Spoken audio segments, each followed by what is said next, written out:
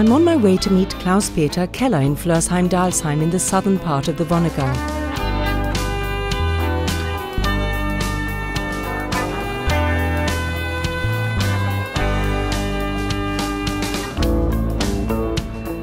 The great variety of the soil accounts for the unique character of Rheinhessen.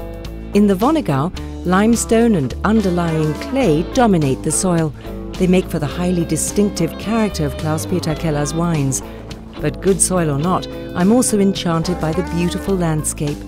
Truly a piece of paradise on earth. The grape harvest is in full swing. The Hubacker is one of Germany's most renowned vineyards, and I'm allowed to help with the picking here. I'm really proud to do so.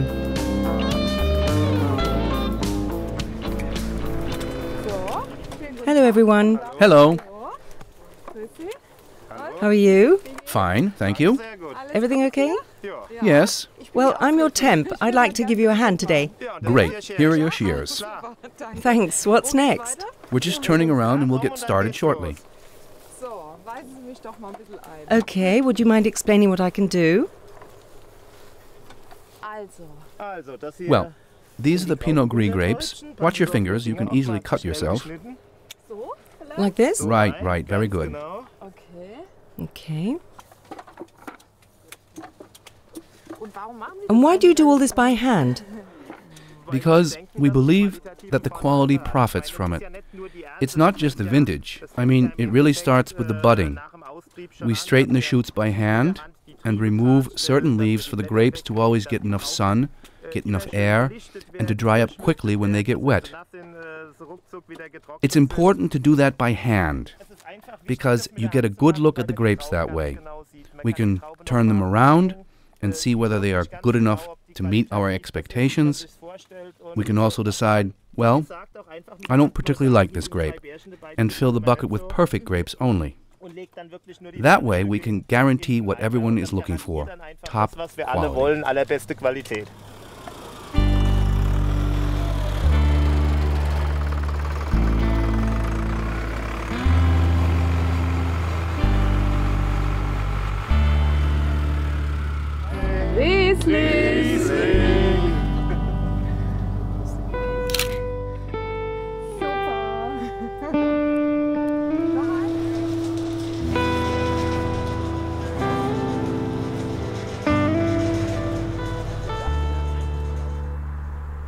The vintage is a very intense experience. I remember the damp early morning air, the heavy soil, the scent of the grapes.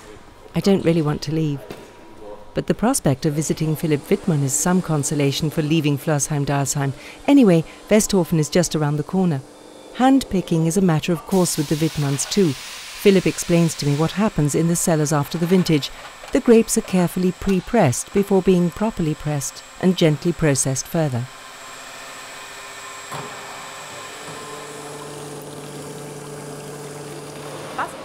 What does it take to turn this raw material into a top-end product? Diligence, caution. We have to be very attentive in what we do and still let the wine develop all by itself. Allow it to ferment with natural yeast. Allow it to take time to mature. Then it all works out well. I'm always confident that our wine will turn out superbly. All we have to do is to provide the appropriate framework conditions.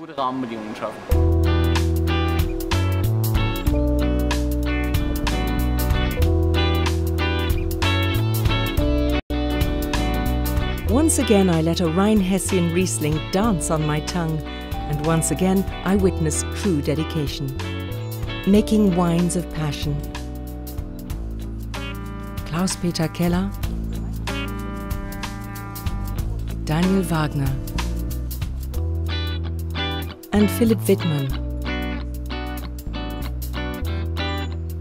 I think they've chosen the best profession in the world. We toil all year to produce something as good as this, and that's what's so beautiful about our job. It's not just a job. It's a hobby as well, since we are not just vintners, but wine enthusiasts also. And when, in the end, you have such beautiful wine in your glass, your heart really swells with joy. What makes me happy these days when I'm out in the vineyards is to realize that there are many other young people who have the ambition to create something good, who really put a lot of effort into the vintage. 5 or 10 years ago, vintage by hand was restricted to only a few wineries in Rheinhessen. But now it's been reintroduced in the region, at least in those places where people really care about their wine. And that's expanding every year. It's great to observe, great fun.